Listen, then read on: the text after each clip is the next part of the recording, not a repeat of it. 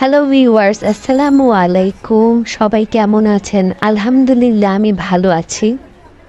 ছোট্ট একটি ভিডিও নিয়ে আজ আপনাদের মাঝে হাজির হলাম।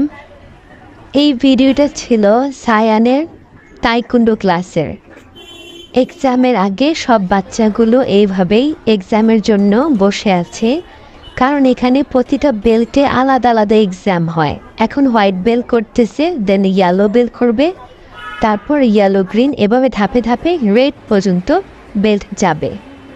এক্সামের আগ মুহূর্ত সবার ভিতরে একটু নার্ভাস ফিল কাজ করে, এটা যে ধরনের এক্সামই হোক না কেন। এই এক্সামে ভালো করতে পারলে সায়ান 4 নাম্বার বেল্ট পাবে। এখন ওর ইয়েলো গ্রিন বেল্ট আছে, পর এক্সামের পর ফুল গ্রিন বেল্ট হয়ে যাবে। আশা করি আপনারা সবাই সায়ানের জন্য দোয়া করবেন, ও যেন ভালো থাকে, সুস্থ থাকে।